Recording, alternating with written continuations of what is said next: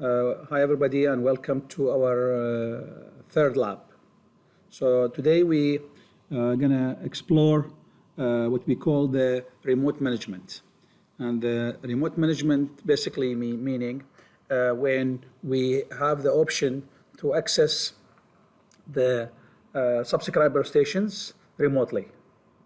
So for that, in order for this to happen, this is a real life scenario where you have the subscriber has the subscriber station, and through this subscriber station he is being able to connect to the base station wirelessly. So now if the provider wants to reconfigure, software upgrade, or solve any technical problems for the customer, the provider need to be able to access this unit remotely. And this is what we call remote management. For this to happen, we need to basically go through the few configuration steps.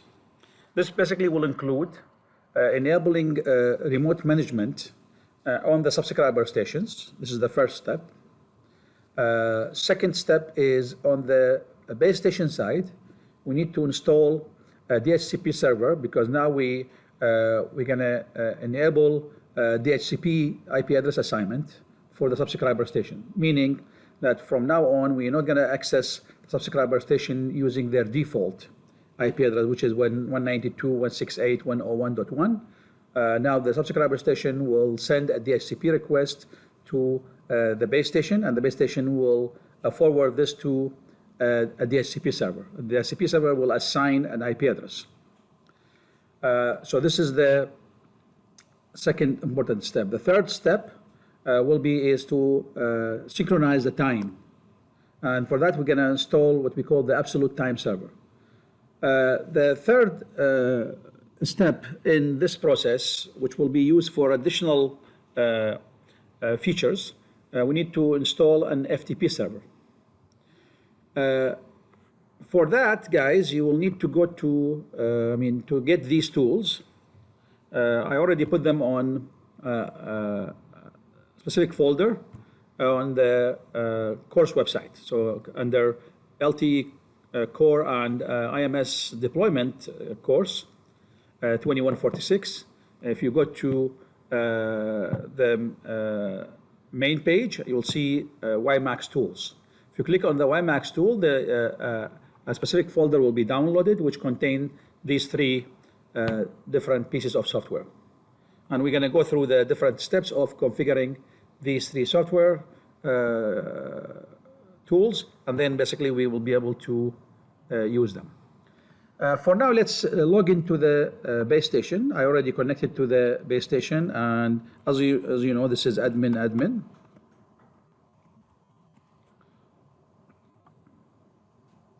And we need to make sure basically that our link is functioning and it's being able to communicate with the subscribers. So if we go to the SS info, we should be able to see the two subscriber stations.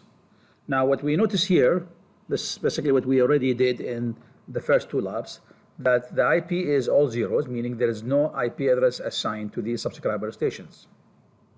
And management here says no, meaning there is no remote management enabled on these subscriber stations. For the sake of demonstration, I will be working on only one subscriber stations, but basically you duplicate this for the second subscriber station. So let's say I work on subscriber station 1, and I will need to enable this, and I will make it yes here. I can do also the same thing really for 2, and we'll see how it goes. So now on this PC, the PC connected to the base station, I will need to download the tools. So if I go to the website, the LTE core and IMS, and you go to the tools, and now you have the WiMAX tools. So if you click here, basically the folder will be downloaded. And in this folder, I have 3 different pieces of software. So we will need to open these 3 and install them. So let's start with first the DHCP. This is a free DHCP server, and we need to follow the lab for configuration. So now let's install it.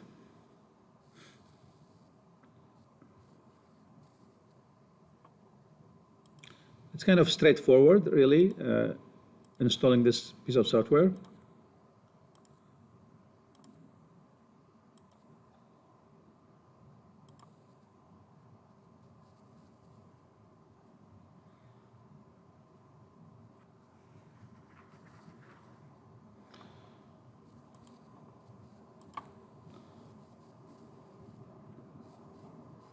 Okay, so this is already done.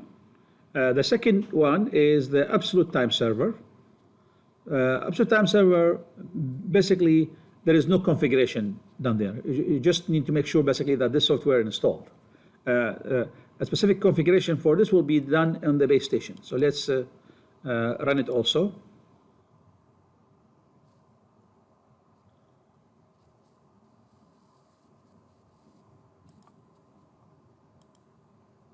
So just follow the prompts, hit next, and it will be installed. You will notice that there will be no shortcut on the desktop for the absolute time server.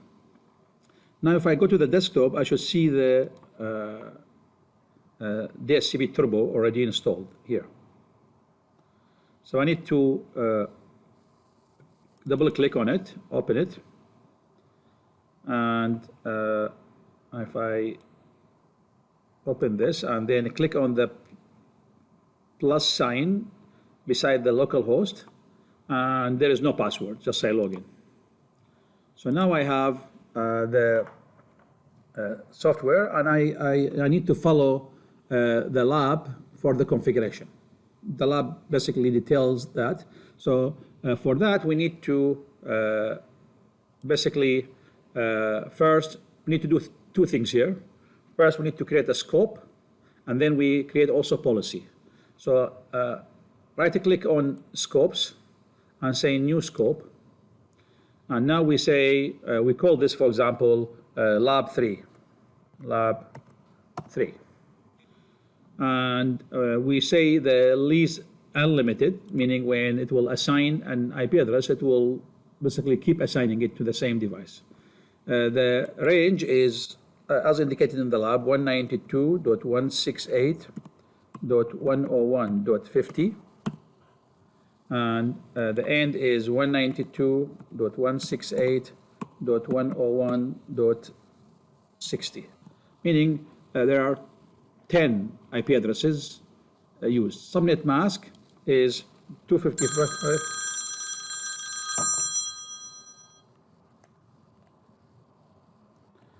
255.255.255.0. Now, under segment, I will uncheck local, and now here I need to put the IP address of the base station as my relay agent, meaning all the requests coming from the base station will be coming from the subscriber station, coming to the base station, and the base station will forward this to the DHCP. So it will relay it to the base station. And the same thing when the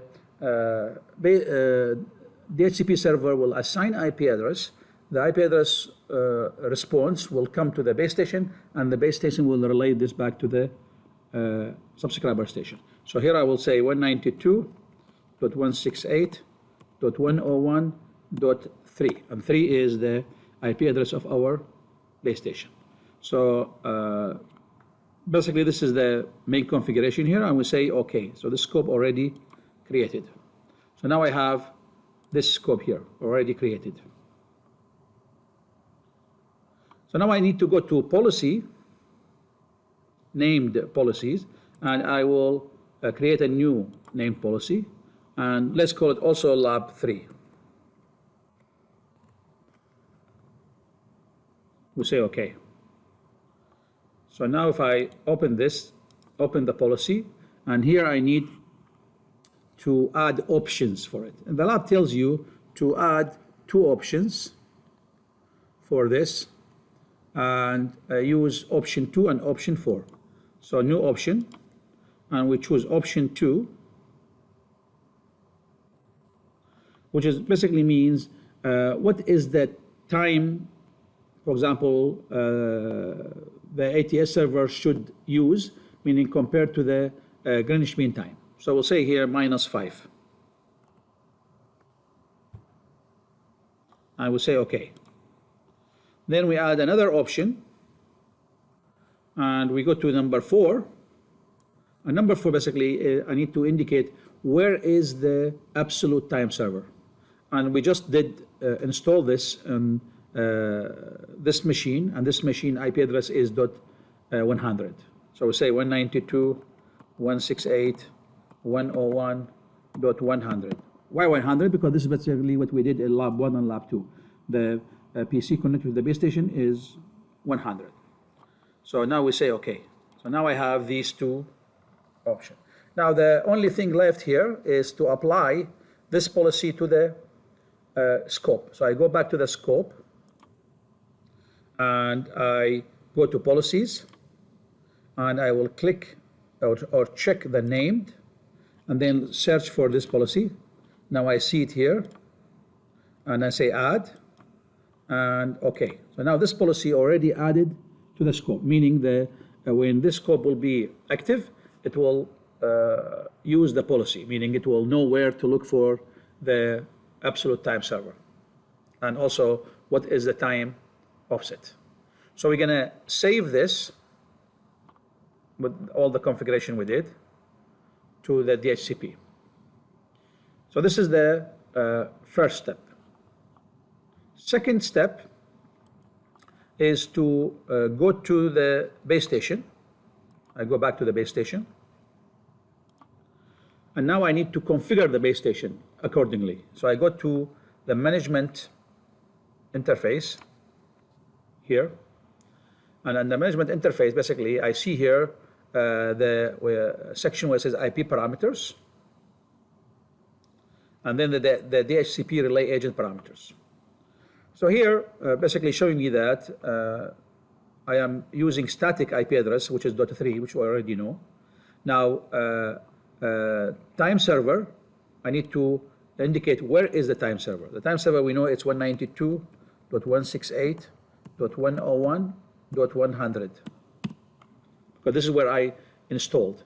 Now, the time offset is -5. Same what I configured in the policy. Now, for the DHCP server, again, I will put here 100. But this is where, so it should be 100, where I installed the DHCP. So the DHCP and the time server both installed on the same machine.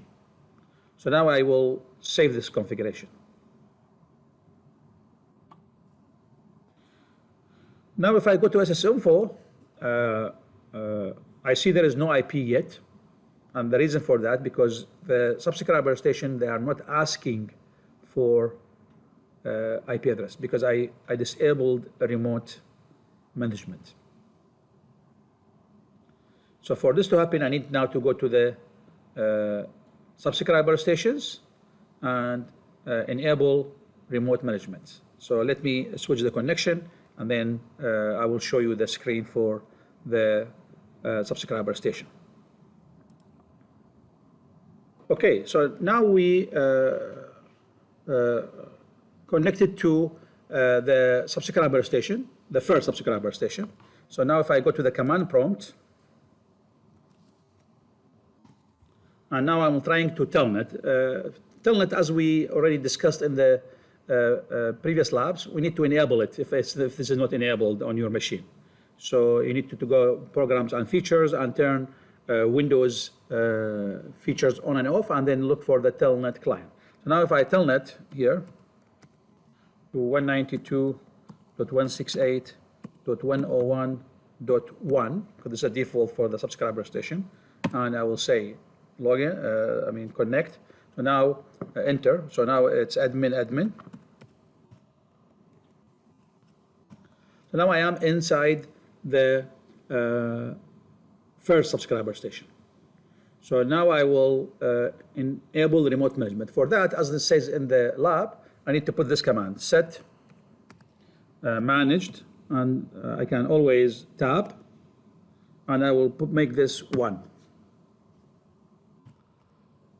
Just to make sure basically that it's already enabled, I can use always show managed SS, and let's see, so it says here managed 1. Now I can also do the same thing for the second subscriber station. So I'm going to connect to the second subscriber station.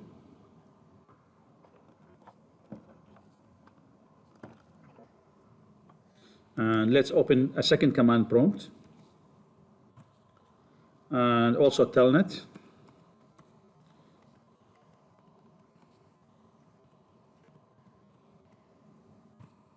And admin. And you see here, if I say show managed SS, it will say 0. So now I need to change this to set managed SS 1. So now if I say show managed SS, it should say managed 1. So both already configured for remote management. Now let's go to the base station and let's see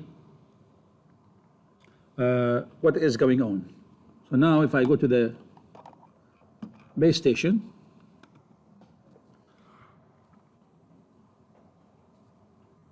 I go back to the base station and let's refresh. So now you see management says yes, and one of them already got IP address. So hopefully the second one also will get IP address. So now they got IP address 50 and 51. And this is happening because now the DHCP server receiving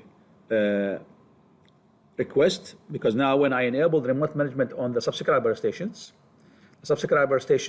start sending DHCP requests. And where they are sending it, they're sending it to the base station. Base station, I already configured it here. I already told the base station that the DHCP server is here, which is in this PC. So the DHCP server will forward this to the DHCP server. I mean, the base station will forward this to the DHCP server. The DHCP server will assign IP address. And if I go to the DHCP server and I go to the database, I should see this as already assigned. This means the DHCP server already received requests from these two devices, which is basically subscriber station 1 and subscriber station 2. And these are the MAC addresses for these two devices, and it's already assigned 50 and 51. Now, let's check if the time server is working, meaning the time now should be current time. So now if I go to the event log, hopefully the time is working. I see it's not working yet, so for this I need to come here.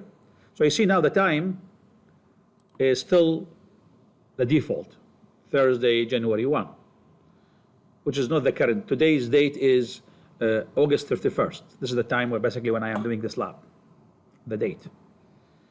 Here basically I see everything is done, meaning the subscriber station already, this is what we call dynamic service addition success, meaning everything is done, TFTP complete, meaning the IP address already assigned for the two subscriber station, 2 and 1. But we need to fix the time. So if I go here, management interface, and hopefully this will work. If I say refresh time, so now event log, if everything configured properly, so now event log should change to the right time. So I see that I have a problem here. So for this, probably I need to go to Windows Services. So if I go to Services, and I need to make sure that my absolute time server is working, is running. See, it's not running, the absolute time server. So I need to start the service. And also I need to make sure that the Windows time is disabled, because sometimes I have a conflict between the Windows time and the absolute time server, because basically both they're doing the same thing. So Windows time, it's not working. So this should be okay. And hopefully this will solve the problem now. So now if I go to management interface and I will say refresh time, and I go to event log, so now you see the date. So the date is August 31st, and the time is 9:16. Actually, the time now is 10:16. I'm doing this lab. This means I should have put the offset as -4, not -3. Seem to be now in Canada we are -4, not -5. But this doesn't matter really. So now it's the correct time, I'm going to assume, and is the correct date. So everything is okay. So now my device's time is synchronized with the base station.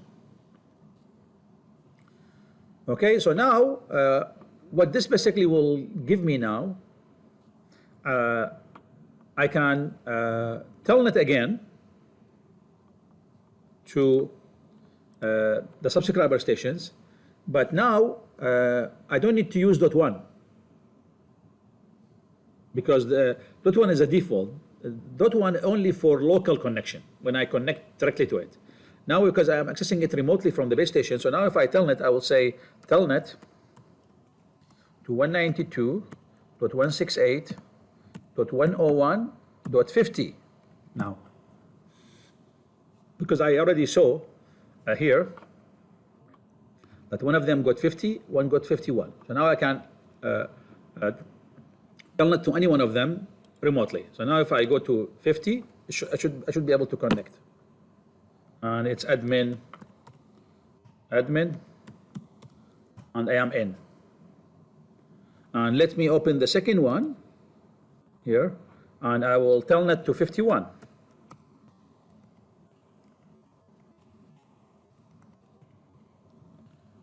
I should also be able to access it. So admin.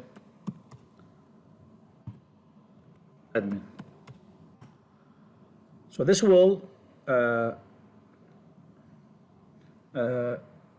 basically allow the provider, from the provider side, to access any subscriber station.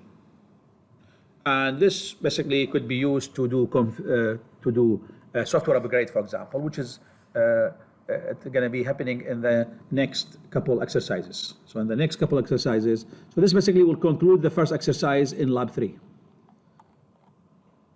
Okay, so now I can basically do it. So let's, while we are here, basically, actually no, let's go to exercise 2, and then exercise 3 we will do the software upgrade. Now for exercise 2, we will need to do the backup and restore. For backup and restore, I need to install the third software, which is the FTP. So now if I go back to the same folder and open this, and then setup, I'm going to install the FTP server. I have a problem. Okay, let's see, where is the problem?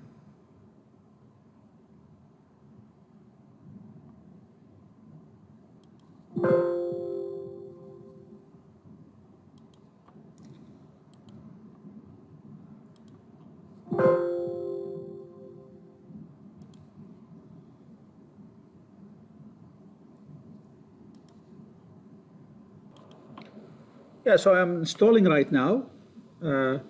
Just basically, I fix the path to the file. So now I am installing the FTP server. This is basically FTP and TFTP server. Again, straightforward. Just follow the prompts, next, next, next, and you already have the FTP server installed. By default, this tool doesn't create icon on the desktop. So if I go here and search for it, so 3C daemon, I will see it here. So I'm going to move it to the desktop.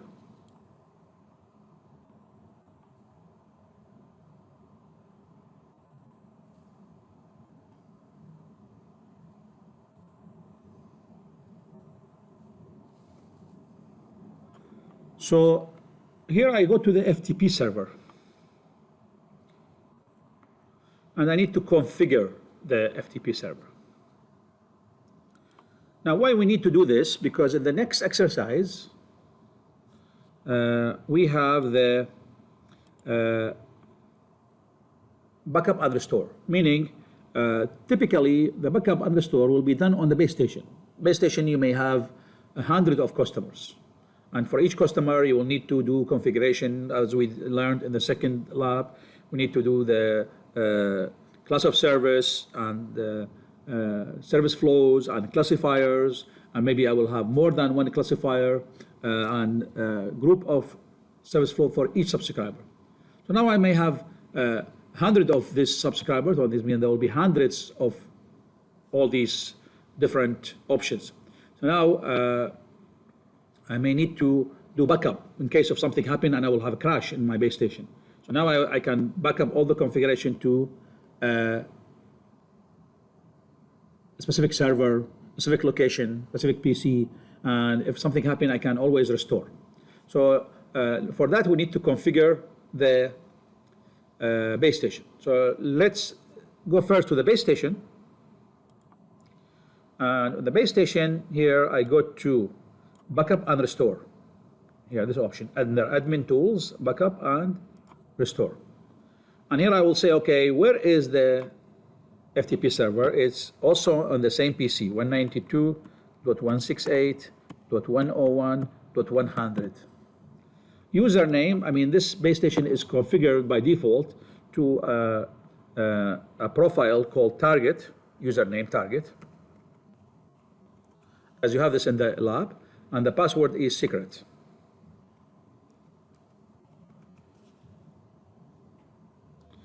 Now, file name, I'm just going to call it any name.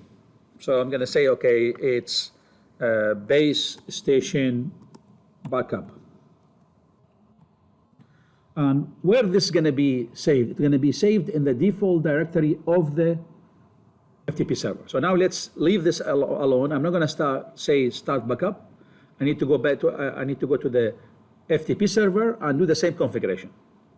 Now I go to the FTP server and I will say, okay, let's create a profile called target. And we give it a password, which is secret.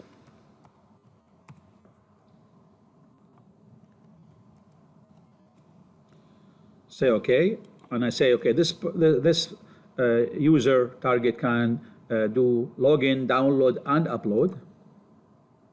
And I'm going to say the default directory, to make it easier for me not to search for it, I'll put it on the desktop of the PC. So I will say, okay, it's desktop.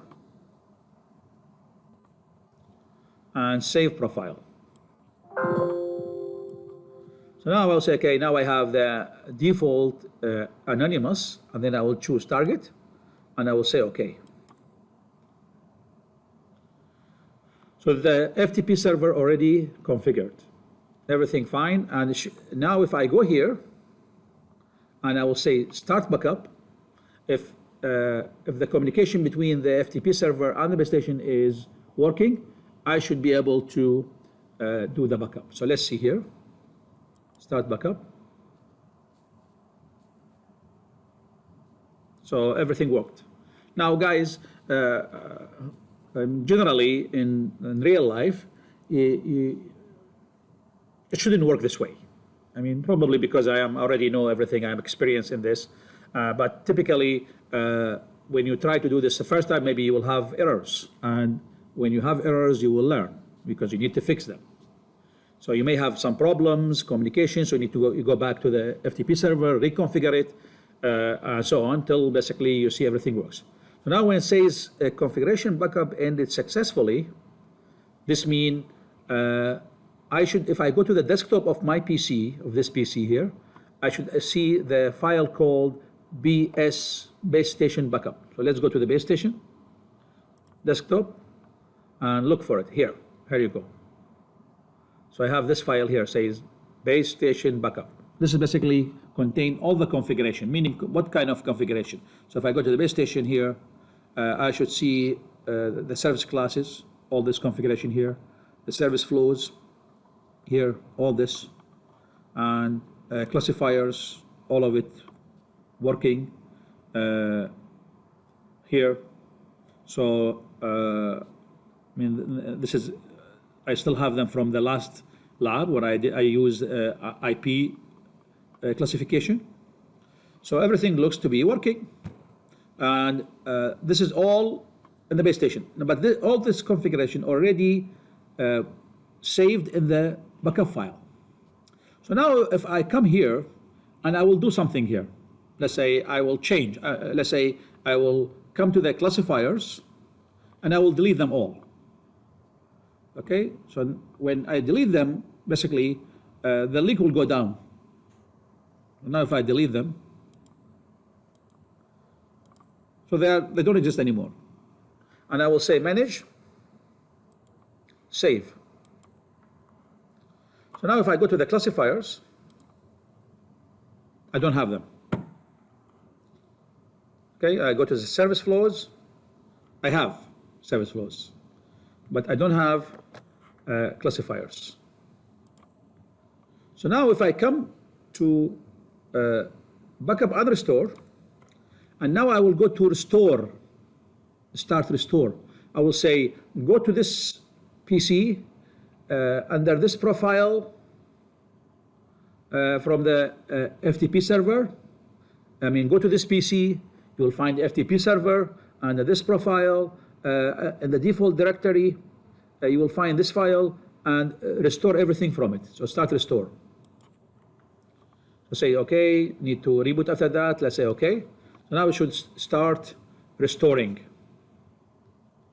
Okay, so now it's basically getting the file back from the FTP server and writing it to the memory of the base station. But now the system is rebooting. So now let's see what will happen.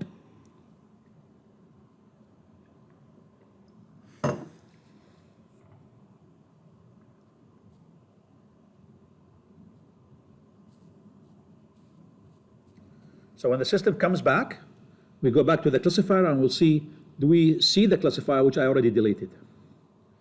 So now let's see if I go to SSInfo, I have one already back because the system rebooted, and you see there is no IP address yet. It will get the IP address, and now I should have the second one back, hopefully soon.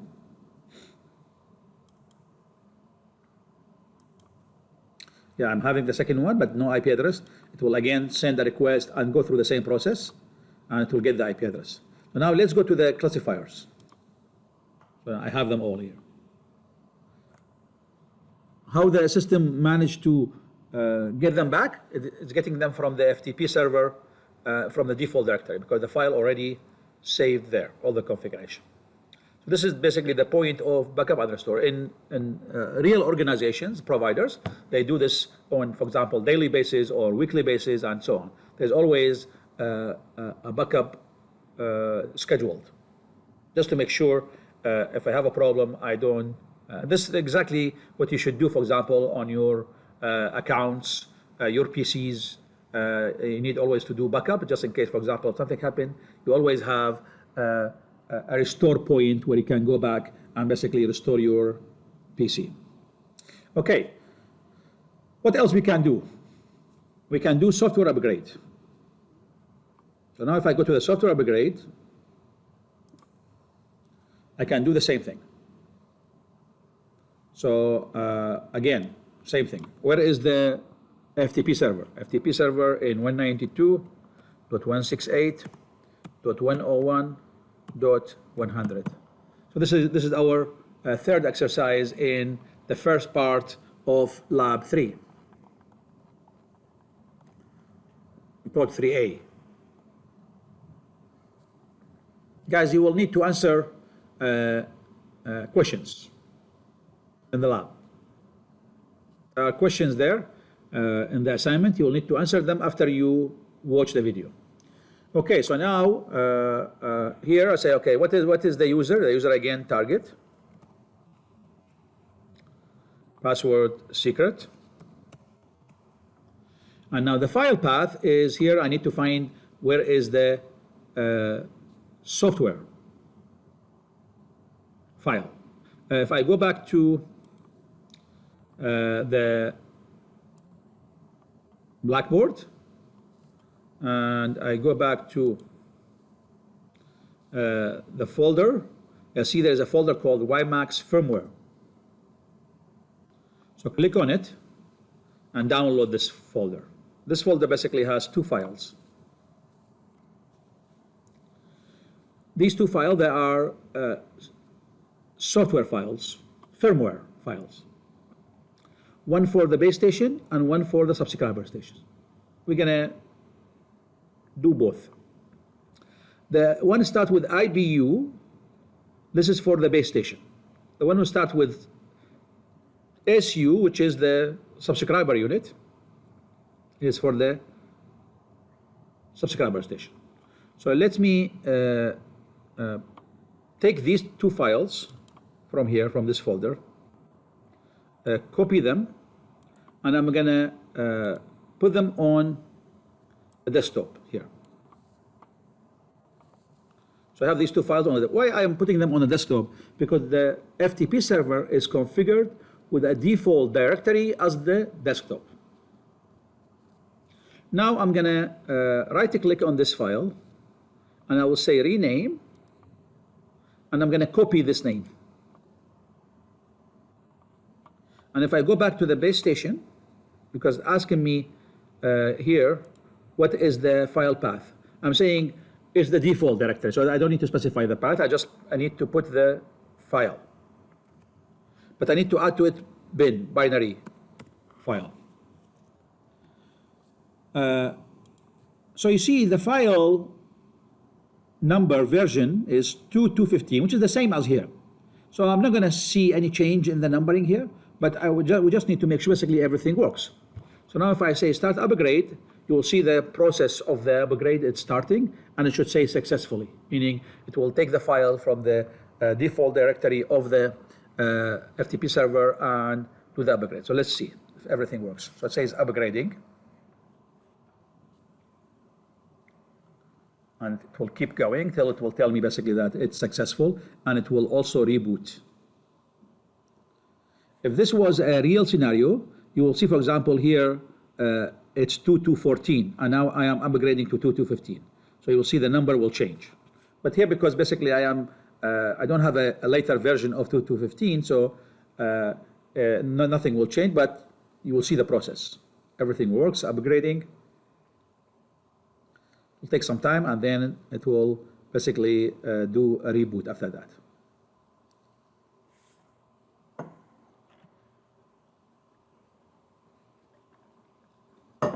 I hope, guys, you following what I am doing here, and you managing to understand the steps. Actually, if you have the lab in front of you and you will see basically the steps while you are watching the video, I'm quite sure you will have good understanding of what's happening. So now it says upgrade OK, you may switch to a new version.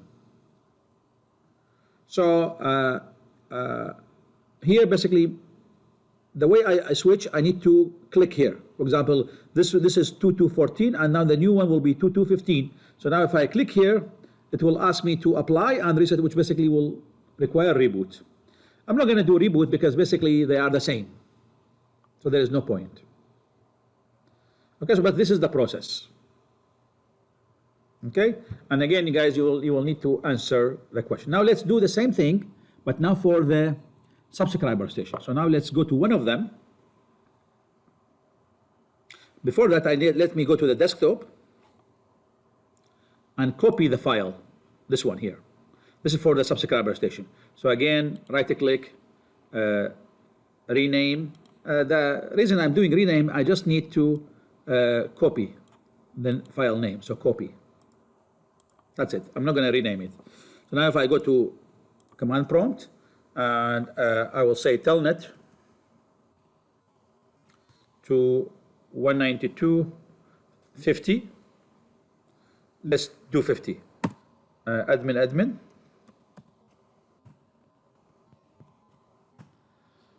And the command for that is called load image. So now if I say load and tab, it will finish it for me. Load image. Now enter. It will ask me, where is your FTP server? I will say it's 192.168.101.100. So say, okay, what is the file name? So here basically now if I say control, just paste the file name, and it's obviously in the default directory. Now I can basically hit enter. Now it's opening FTP connection, and it's doing the upgrade. So downloading the image from the FTP server, and it's upgrading right now the subscriber. And basically you can do the same thing for the second one. Here I am on the provider side. So the provider basically will be able to log into any remote subscriber station and do the upgrade. So now it's already done. And guys, this will conclude the lab 3A, the 3 exercises of lab 3. I will be available for you guys on Blackboard to answer any questions. I hope this demo was clear enough and was basically guiding you step by step through the different components of the lab. Thank you very much, and see you in the second part of this lab.